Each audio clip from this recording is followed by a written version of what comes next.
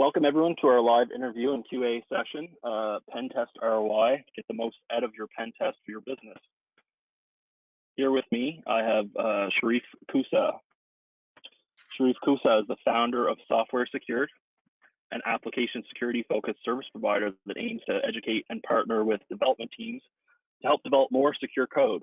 Reshift Security, a developer first security tool that helps developers shift their security left in the SDLC, and is a longtime and active contributor to the Ottawa chapter of OWASP. I'm your host today for this Q&A. My name is Justin Gratto. I'm the Senior Director of Product at Securicy. We help B2B SaaS companies implement, manage their security program with software-generated policies. We help them manage, create tasks and reporting, and help them ditch the spreadsheets. I've spent a number of years in security operations. I have fairly versatile security consulting background, working on threat and risk management, ISO 27001 technical auditing, web application penetration testing, and designing information security programs for enterprises of various sizes and in different industries. Hi, Sherif. It's great to have you with us today. And this is a relevant topic for us because we run into this a lot with our customers. The challenge sometimes is educating them of the value of pen testing and getting the most out of their tests that they're having performed. I have a bunch of questions for you that I know our attendees will be interested in hearing your thoughts on. For everyone listening, you can also drop your questions in the chat here, and we'll try to get to all of those as well. First off, thank you. First off, I'd like to ask you a question about pen testing. There seems to be a disconnect in the industry when people are talking about pen testing. What exactly is pen testing?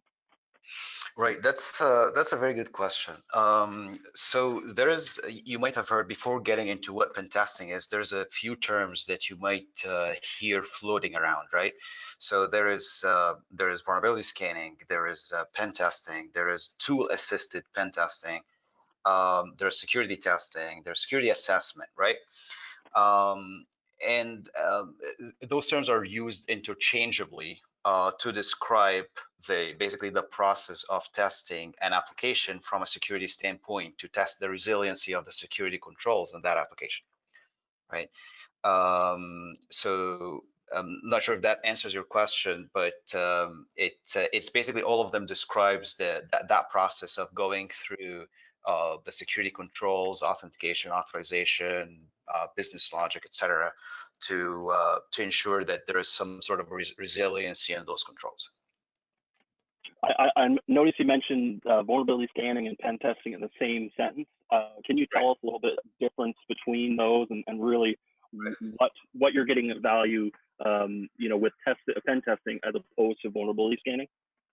That sounds good. So let's start with why are there a lot of terms in the industry, and what does that mean? So there's simply the easiest way to describe this is there is an increasing level of manual effort in each kind of testing. So something like a vulnerability scan is basically as simple as acquiring a vulnerability scanner such as burp or OWASP Zap and running that scanner. That is some sort of vulnerability scanning. Obviously, there's not a lot of manual security expertise that goes into this. On the other end, all of the way to the other end of the spectrum, there is this manual effort of simulating what a real hacker would do, and that's also called pen testing. The other way to understand this is think from maybe our audience will that will resonate a little more, is in the realm of UX. There's low fidelity UX and there's high fidelity UX. Basically, when you're going and testing a new feature in your application and you want to get the customer's feedback, one way of doing this is just getting a low fidelity a screen maybe on PowerPoint or even a napkin to show the customer, hey, this is what we're going to design. Does that work for you? That's a low fidelity solution. And a high fidelity solution, it's when all the colors are there, the UX guy came in and designed it, the UI came in and designed. That's a high fidelity solution, right? How that translates into the world of pen testing is, think of a vulnerability scan as a low fidelity solution. It is quick, it is fast, and it gives you some understanding of what's going on. Real pen testing is the high fidelity solution where you're getting where the picture is very clear of what is that you're testing for. That's really a great answer. Thank you. When would you suggest someone use one strategy versus the other strategy? So we have seen that a lot is that keep in mind, Justin, that pen testing has been around for a long time. However, we have seen that the industry is maturing quite a bit. So there's still some misunderstanding around vulnerability scanning and penetration testing and what could be used when. And the answer is it really depends. And depends on the motivation behind it. So we have seen that the three drivers behind pen testings nowadays is one, you have a client asking about a pen test because they want to ensure that their data is going into a system that is designed with security in place. The second is compliance and regulations. So, for example, PCI DSS or ISO or some sort of a compliance. And the third is basically the third motivation or the third driver we have seen is basically just proactive engineering. Engineers want security to be in. CTO just sleeps better at night because knowing that this area is covered by somebody at some level, right? So understanding them, what the motivation is the first step in understanding, do I need a vulnerability scan or do I need a pen test? Do I need a fully manual pen test or somewhere in between would do? I'll give you another example. PCI DSS calls for qualified scanning to be done as one form of security control to be in, right? So here's a requirement, a hard requirement where a scan is enough, right? So the answer is really depends on the driver behind the test to be done. It's actually interesting that you mentioned that engineers and they typically want to have good quality code. They want good quality applications, and they want to err on the side of best practice, because I mean this morning our CTO in our daily stand up was saying about something that we're working on, that he wanted to err on the side of an informational vulnerability is still a vulnerability to a persistent attacker, right? So yes, we're even in our development we're seeing that we're taking precautions on things that are not natural, like a CVE numbered vulnerability, that are more like, hey, that tells you something that maybe we don't want to disclose, that so it's interesting that you point to that. Security, I know a lot of people, and especially pen testing, a lot of people see it as this is the cost center, but it's pen test is something you get it and it goes in the drawer. Like, what are your thoughts on this? So if you, I know you have been in the industry for too long. If you can rewind to maybe 10 years ago, security was basically restricted to the enterprise. Enterprises, basically the ones that really care. Then not all of the enterprises. There's some verticals in the market that just didn't. We're lagging. We're lagging on the security front quite a bit. So basically, it was restricted to maybe banking and insurance and a few selected other verticals, right? As well as their supply chain. So if you are a seller to a bank, what used to happen is the bank is actually going to do the pen testing for you. And now that doesn't happen. That doesn't happen anymore. What the enterprise is doing is that the enterprise matured quite a bit, because attackers find a lot of ways. Back 15 years ago, it was only financial data was the data that could be monetized by hackers. Nowadays, they monetize everything, all the way from financial data to CAPTCHA, even, right? Yeah. So everything could be monetized. So more and more verticals are started to care.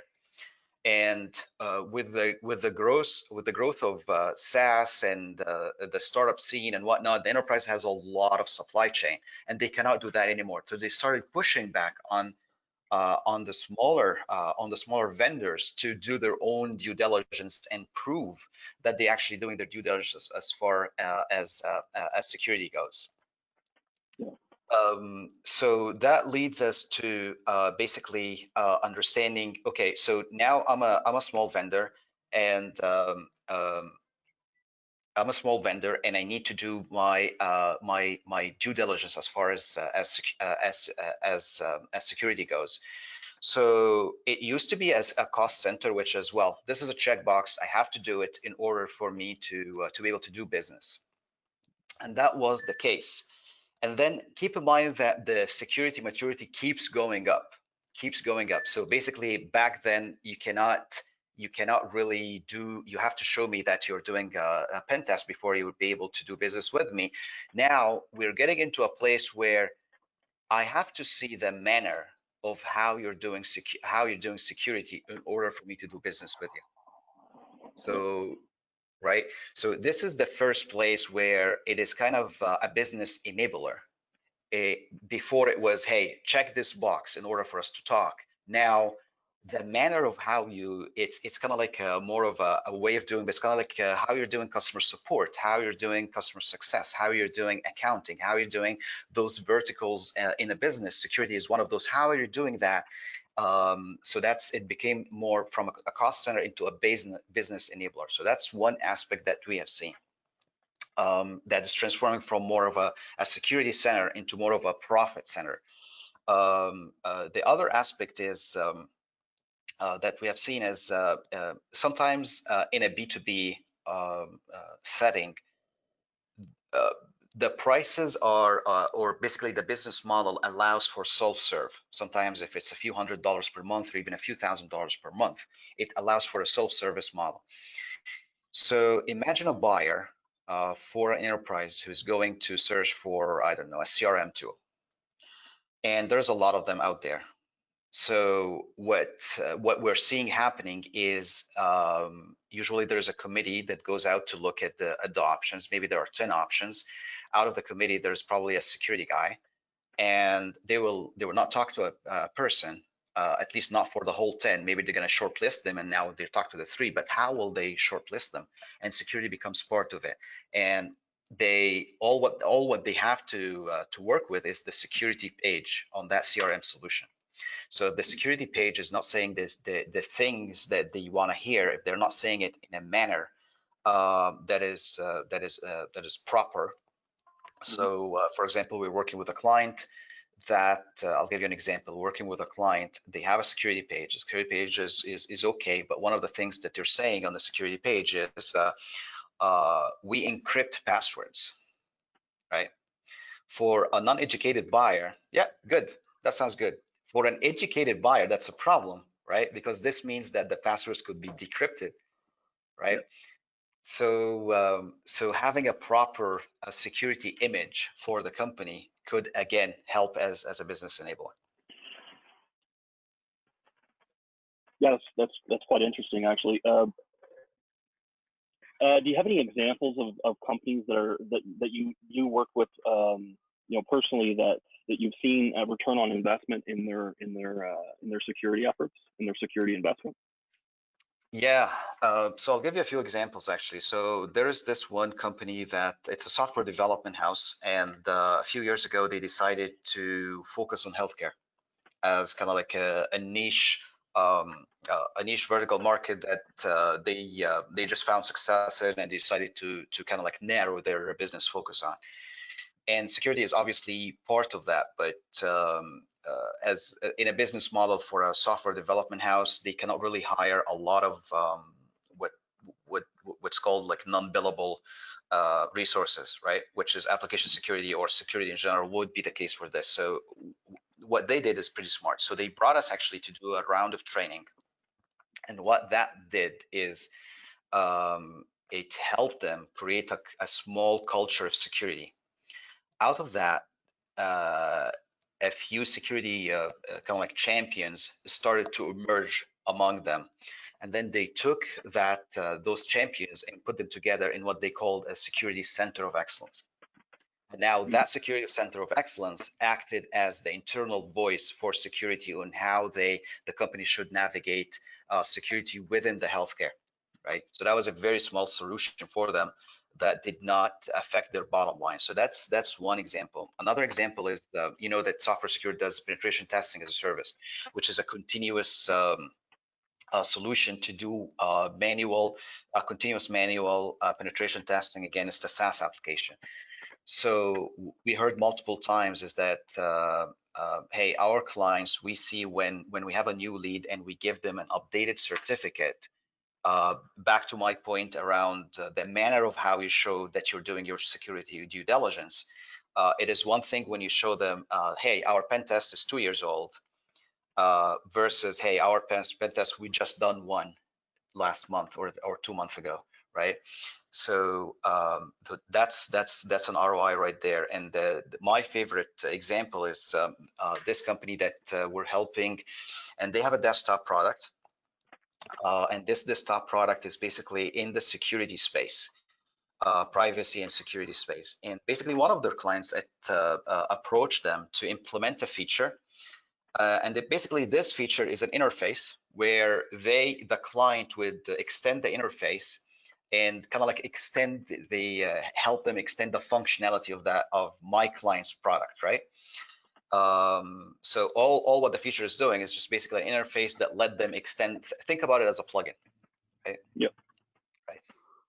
So they implemented the feature for their client, but then the rest of the clients freaked out because, okay, this adds a security exposure.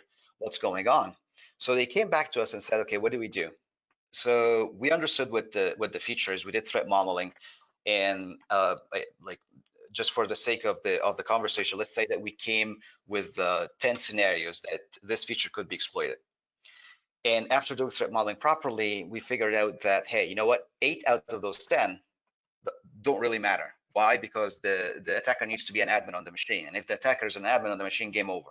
The feature is really irrelevant in this case.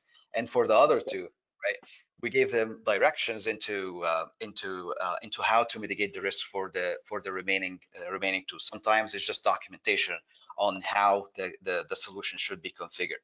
What we heard afterwards from the client is, hey, this was super valuable. We asked why, and they said, when we entered, in addition to kind of like calming down our existing clients, our new clients, when we get a new lead and they ask us about this, we have an answer, and we felt that we are in control. It felt good that we have an answer, and our clients were okay with that answer. So again, it goes back to security being transitioning from being a cost center into more of a business enabler to all of your sales, marketing, and effort. Sales and marketing effort. Another case that we have seen over and over again is we are brought in as a penetration testing as a service provider. And a lot of times it is basically a scale up, or a startup, or a scale up. They really want to hit the gas on the features. They want to grow. They want to show the hockey stick, and they know that security is important, but it's not their core. It's not their core kind of like a competency, right? So they bring us to fill that gap. And what we have seen is once we get integrated, we see that the culture starts to change, right? Yep. Right, the culture starts to change, and now there's more conversation about security, and now they start to well, because they know that there's somebody who's going to find that bug, so we might as well find it early on so that the software security guys don't find this before us, right? So the end result is the culture is changing by the fact that there is this continuous effort of somebody checking and making sure that software of deliverables are always secure. Cool. What's I want to ask you a question about you mentioned kind of being more open and having that culture. What's your opinion on like bug bounties and those types of programs? Yeah. So just for everybody who's listening, bug bounty is basically a way of providing security testing, as in let's open our website for anybody. I mean, anybody, anywhere in the world, to test our website.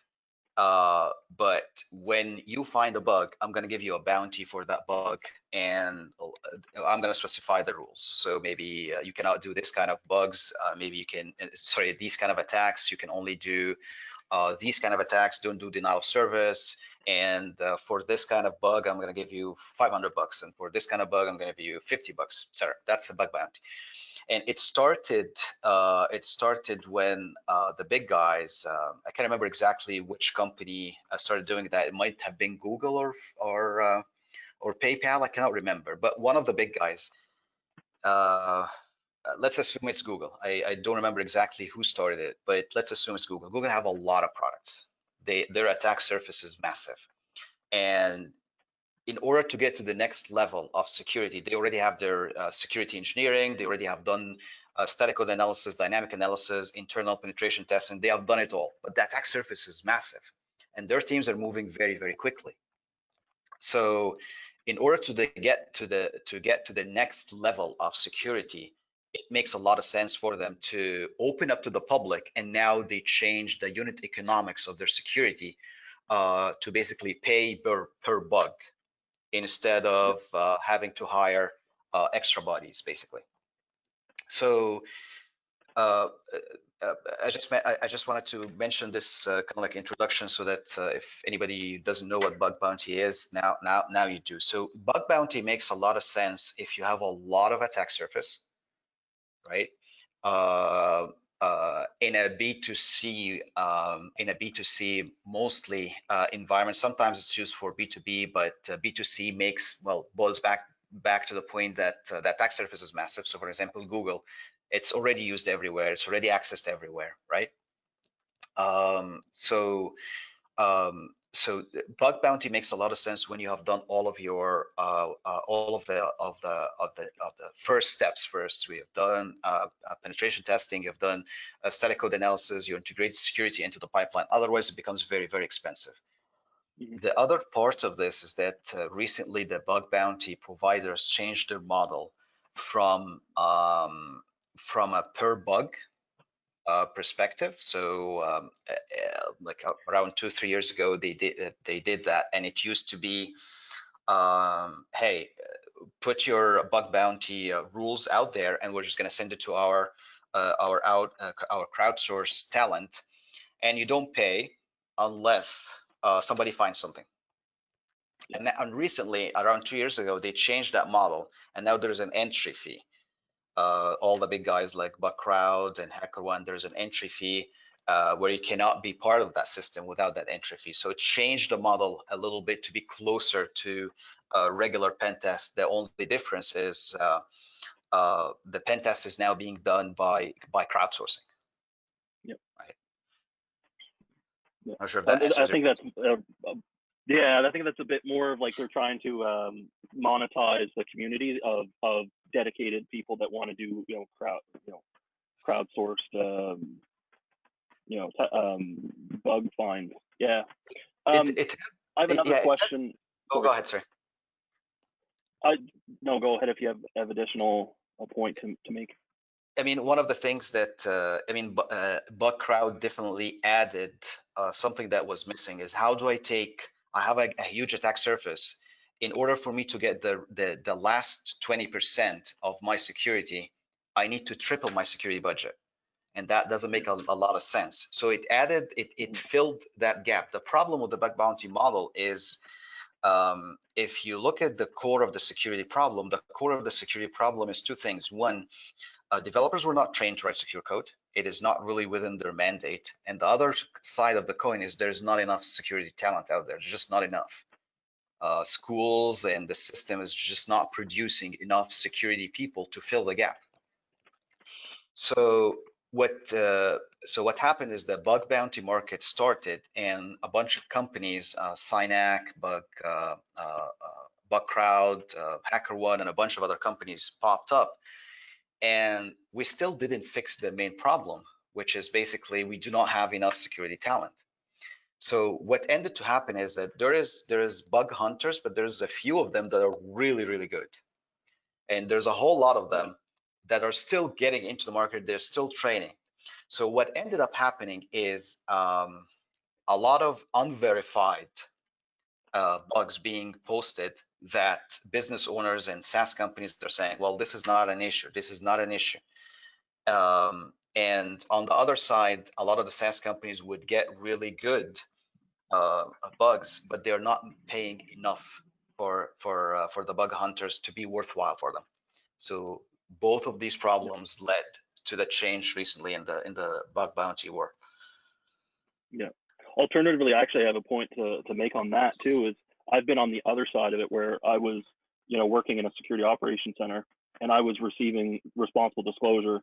We had, we were basically giving Amazon gift cards away for bug finds, and $100, $500, whatever, right? Just so it's not like it's not a cash thing. It's more of like, thank you, but go buy.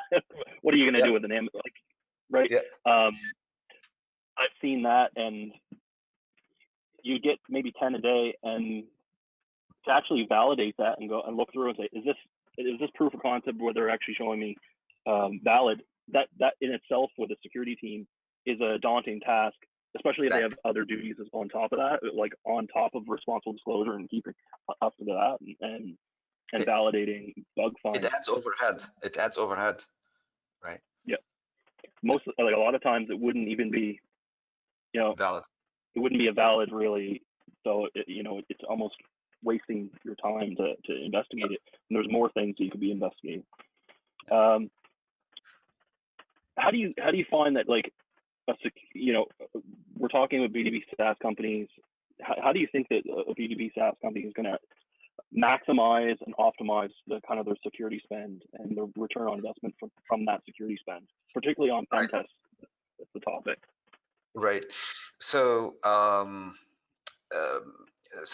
like I'm wearing two hats right now, and I guess the hesitation is I'm trying to figure out which hat should I wear, because from one hat I'm the CEO of a penetration testing as a service company, so I'm a hacker, but I'm also the CEO of a startup that is very early, and every dollar counts, right? Yep. So if you are the easiest way to look at this is if you're at the seed stage, if you're around A or above, you have to go. It is the time where you need to start doing things right, because it takes only it only takes one attack to put a lot of chaos into your operation. So if you are a CEO of a seed or around A lot of the times it is really go go go go. It is really 16 hours a day kind of work schedule. Everybody is just trying to push forward, right? And the last thing you need is a security incident that would happen, right? Or a deal that you lose because you didn't have your pen test not done, or have done 2 years ago or something like that. Like one of our clients, basically, they are not even VC backed. They are doing very, very well, bootstrapped. And they started working they were actually our first penetration testing as a service client around 4 years ago. And we were starting from scratch. So we had there was a lot of vulnerabilities. And back then we told them about, hey, your password policy is not really, it's 6 characters. It's not really secure. So they said, you know what, they are a B2C. They're one of the fewer clients that we have that are B2C. They said, well, our clients is a special case. They passwords don't need to be strong, etc. So we kept talking back and forth for about 2-3 months, and then they accepted the risk. So we said, okay, that's cool. Fast forward 2 years, 850 users were compromised. And then they came back to us and said, hey, why did that happen? I said, well, users use the same passwords everywhere. And nowadays, these passwords there are trillions of them, and they're everywhere, and everybody can download them. This is what happened, right? So they started pushing for 10 characters, right? 10 characters for the passwords, and things change. So yeah, that's just another example of how things change very quickly.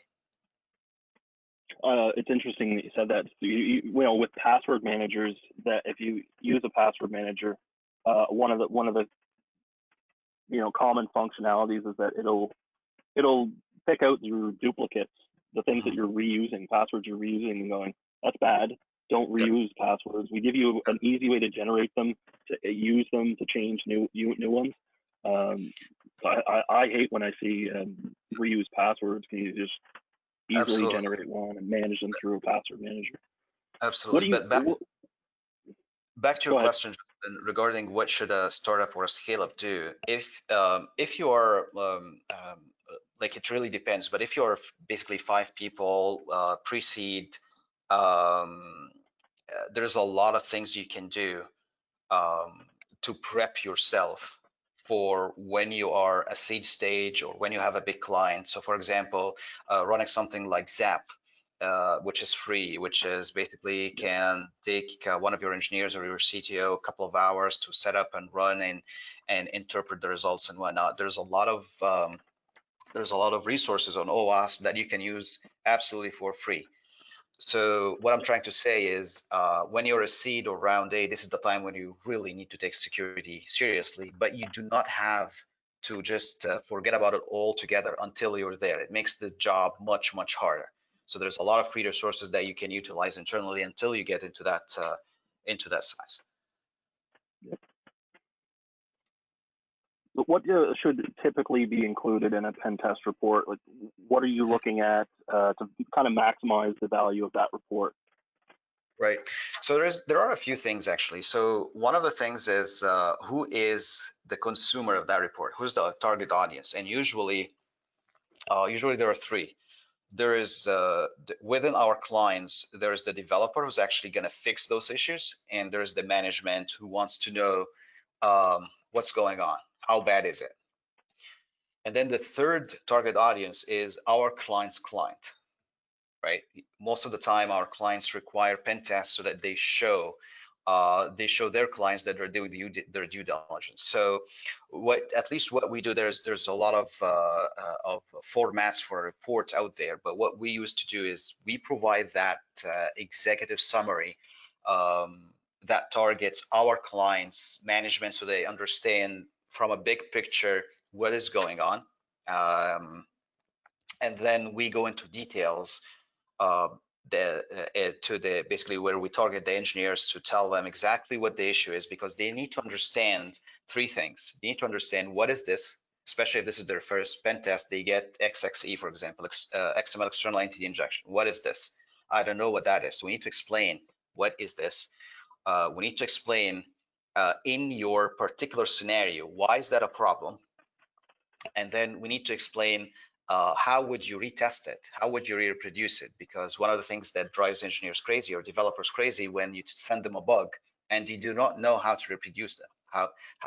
They do not know how to reproduce it. So making sure that they understand what it is, how to fix it, and how to reproduce it makes it a whole lot easier for the engineers to fix the issue, and there would be no friction.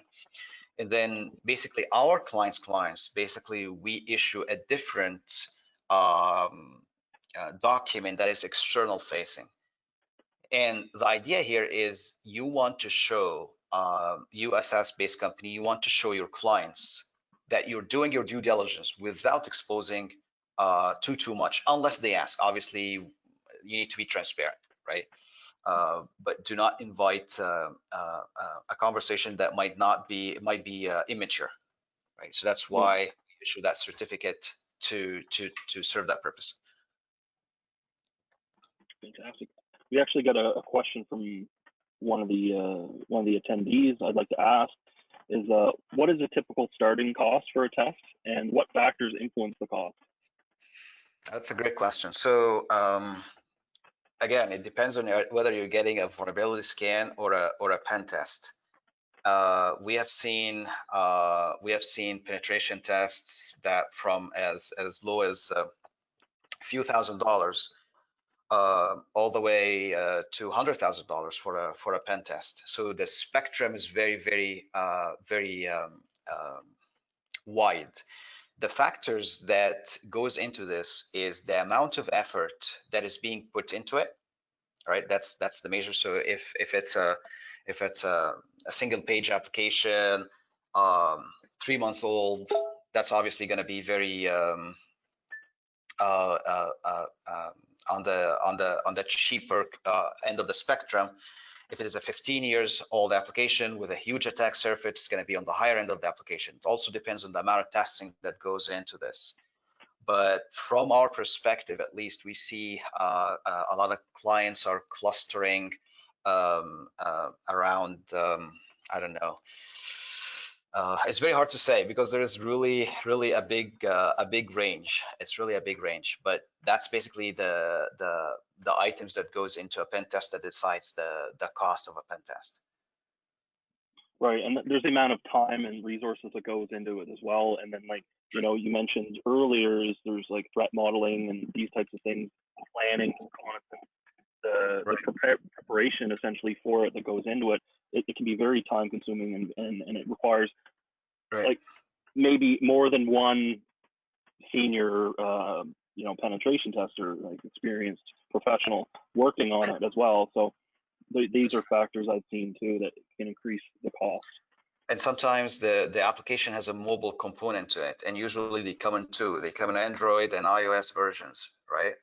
And sometimes the time is very tight. So we have to basically have 3 engineers at the same time, one doing the web or the server component of it or the API component of it, one doing iOS, one doing Android, so that we finish in a amount of time. And there's other component to it, which is basically the amount of support after the pen test is done, right? So all of those contribute. That's why there's quite a spectrum. Yeah. And I know with particularly in your instance, you spend a lot of time with customers with remediation and helping them, you know, understand the problem and the root cause. Whereas maybe just getting a report that doesn't give you kind of as much detail. You know, you're getting what you pay for really at the end, right? Yeah. We're a startup, and we look a lot like our customer base. We never lack the work in front of us. You know, we're always got something, and always seems like it's a high priority. And we always kind of like developing on something and working on something. What would you say to those who argue that they don't really have the time or the bandwidth to engage and prepare for a pen test of their application or their environment? There's never enough time, right? Like in the SaaS world, there's never enough time, right? So you need 2 things, right? You need somebody who is an internal owner of this. And it doesn't mean that they're going to do it. It doesn't mean that they're going to spend countless hours on it. It just needs somebody who's driving this, who's able to take decisions or navigate internally to see who's going to be able to take a decision. And then if you need an external pen test, you need to work with a partner that makes the job easier for you.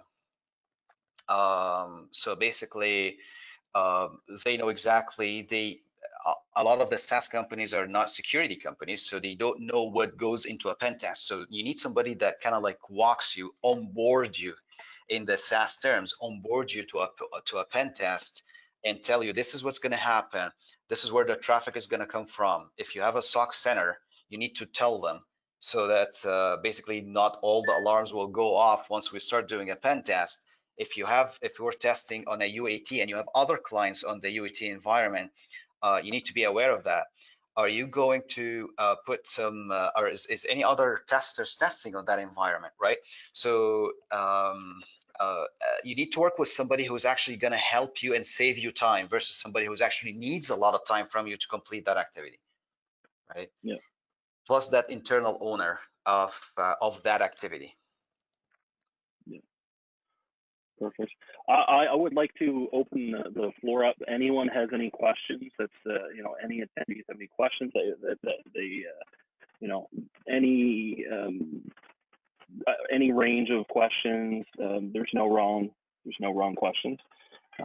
So if you want to put it into the chat there, and we'll get to it as soon as we can. I have another question for you. Do you have any examples of, sorry, that's another question. Do you have any examples of companies where, you know, they have not invested in security appropriately and it was negative impact as a result? Talk a little bit more about that. Oh, that's a very good question. I mean, you have seen the like the big breaches, Equifax, and uh, there's a lot of examples. Like Equifax is the one that comes to my mind. That's an example. I'm not sure if like, everybody heard about Equifax. I'm not sure if everybody knows exactly what happened with Equifax. Why did it end up to be such a big deal? Is basically they were using a vulnerable component, struts 2, basically in one of their applications, and they were told about it, I think, in March. They didn't do anything about it. They were told about it from US CERT, um, Computer Emergency Readiness Team, I think. Computer incident response team, or I think that's, Uh, or I think so. I like a US, like a federal agency yeah, the in the CERT US, team, yeah. CERT team, Yeah. right? And they didn't do anything about it until July, actually. So from March until July, nothing happened until somebody noticed that there is a suspicious activity going on the network. They sent a message to somebody up in a corner office, and they got a message back saying, keep monitoring the situation. They kept monitoring the situation for a couple of days. On August 1st, they realized, okay, 100% there's something going on, and this is where they shut the network down. So the attack was actually going on for at least 3 months, right, where nobody noticed. Um, so that's an example for where the lack of security in that made kind of like became obvious, and everybody kind of like know about Equifax, not in a good way right now. From our clients, we haven't seen that. Obviously, if they become our clients, then we help them get onto the right path, except for that instance where we told our client about the password policy. They were not on board with us on that, and then they learned the lesson kind of 2 years after. But that's basically the two examples I have. It looks like we're getting more questions in from the attendees. Hmm. There's one here. It's who should be internal security champion or like a liaison for a pen test? Is this typically a CTO individual, or is it a COO, or is it like who in a B2B SaaS startup would be that internal champion? Um, we have seen the CTO being the internal champion. We have seen a project manager being a security champion. We have seen team leads being security champions. So, for example, one of our bigger clients, we're doing penetration testing for about 8 of their products. So that could get very messy very quickly. So they appointed a project manager to be the contact person, and that project manager becomes the kind of like the disseminator of information and puts the two people that needs to talk to each other every time. So that's one example. On the SaaS side of things, it's most of the time the VP of engineering or the CTO or a senior member of the development team. Mm-hmm.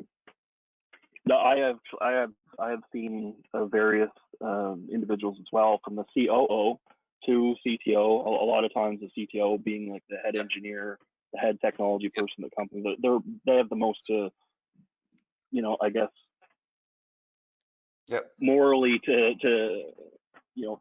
skin in the game for that test.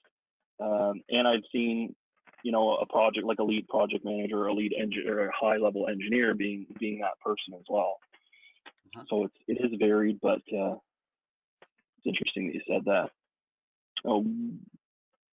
What should someone know before they engage with getting a pen test to kind of get the most out of it? Like what, does it have to be a technical person? What's kind of like, what's the baseline in order to be that champion? They need to understand exactly, they need to have a pulse on where to go with questions. So there will be, let's say from the start, they need to be able to understand who is the decision maker, so that once we agree on a vendor, then that decision maker will be able to sign the contract and move it ahead. Who are the stakeholders internally that needs to be notified? So project management, the CTO, head of engineering, quality assurance, is DevOps needs to be involved. So they would be able to be aware of all of the stakeholders that needs to be included into that conversation.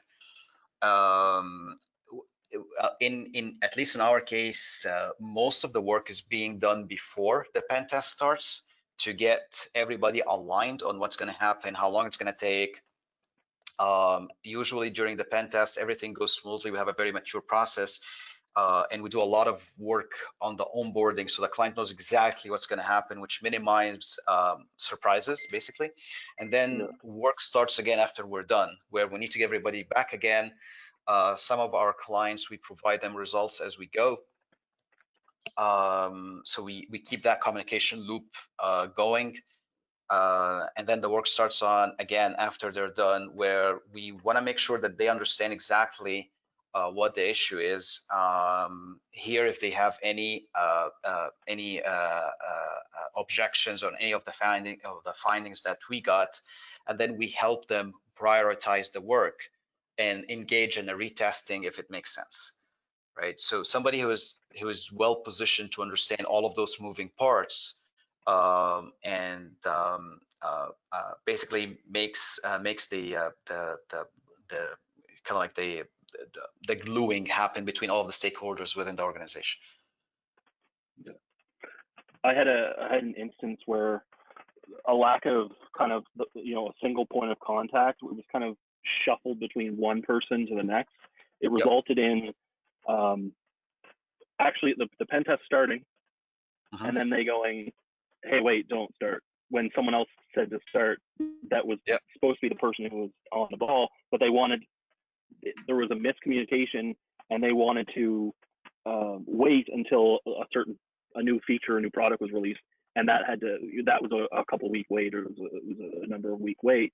So we actually, our pen tester started sooner than what someone else in that customer's organization was intending to start, which caused a problem. Whereas I think if there was one person, and that one person was that champion throughout the entire situation, and their intent was communicated very clearly right away, I think that would have prevented that from happening.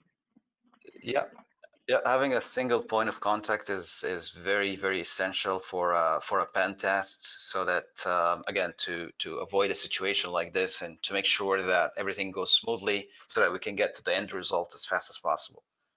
Yeah, like in this instance, it was the key decision maker was a COO, and the COO gave the actual technical and some of the point of contact responsibility to an engineer, and then that engineer said, yeah, we're ready to go.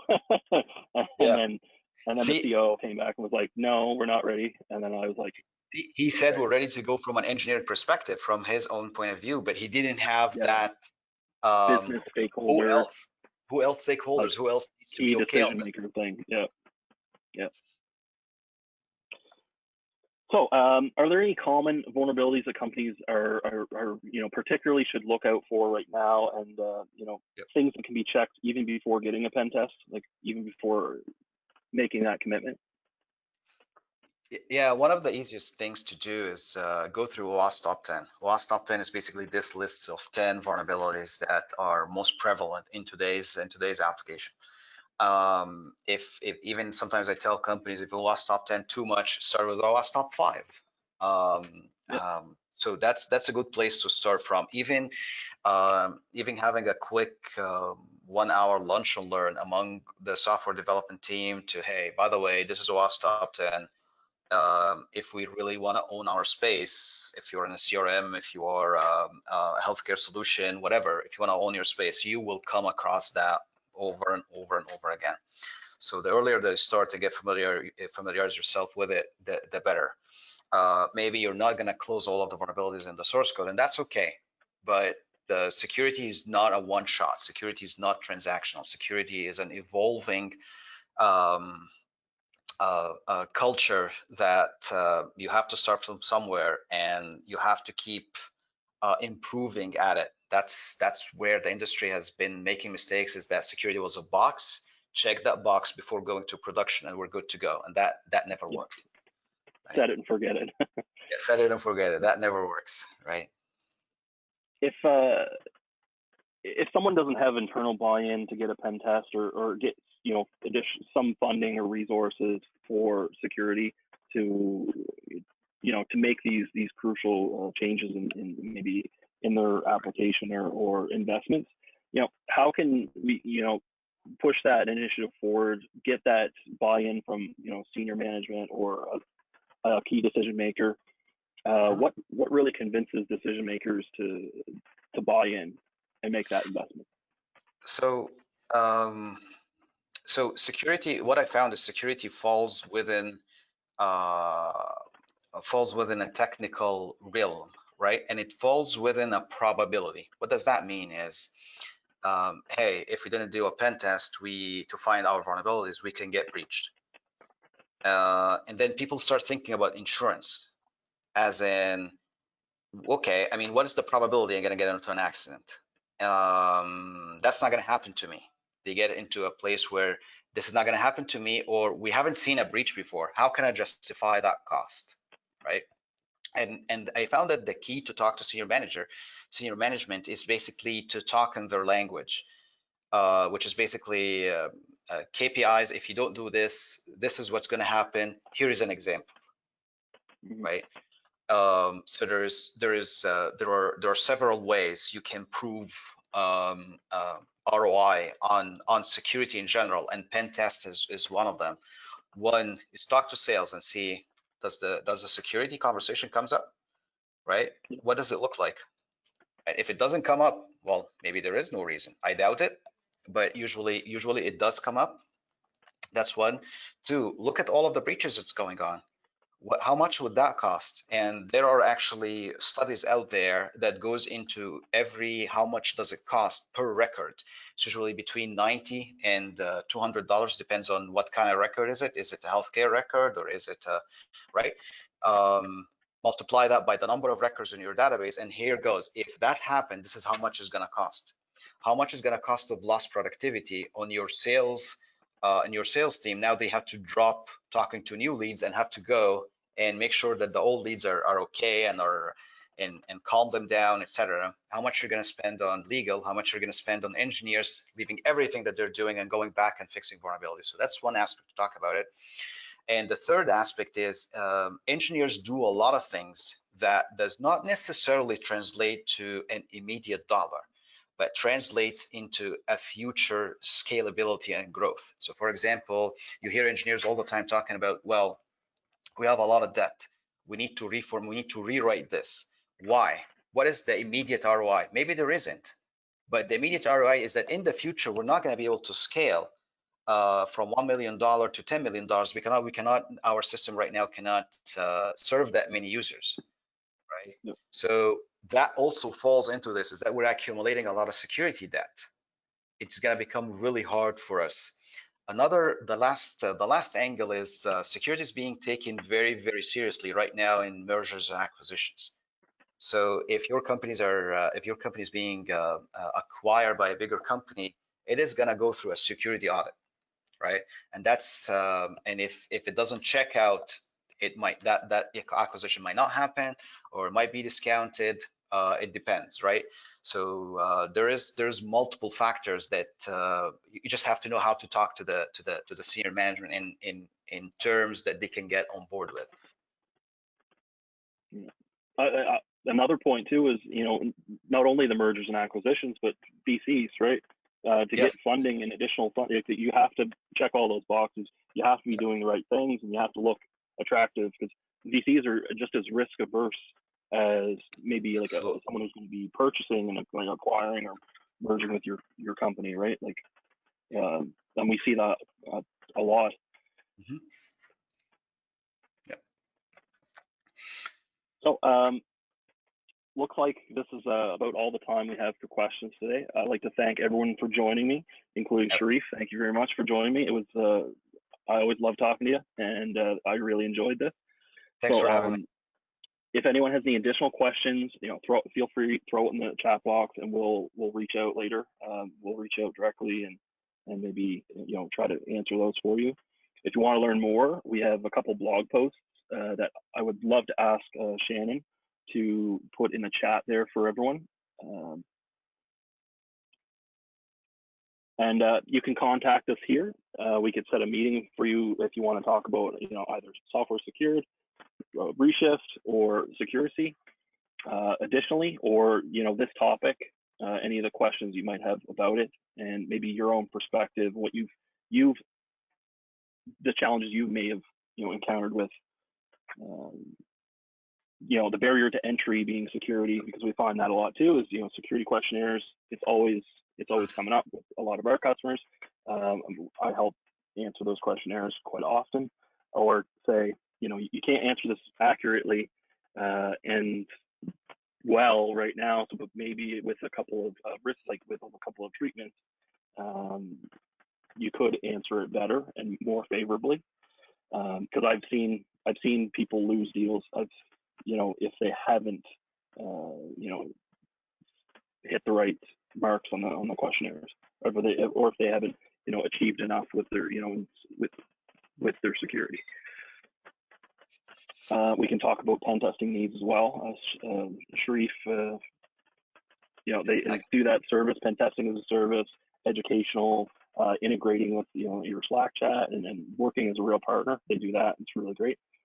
I'd love to thank everyone for coming, and bye. Have a good day. Bye-bye.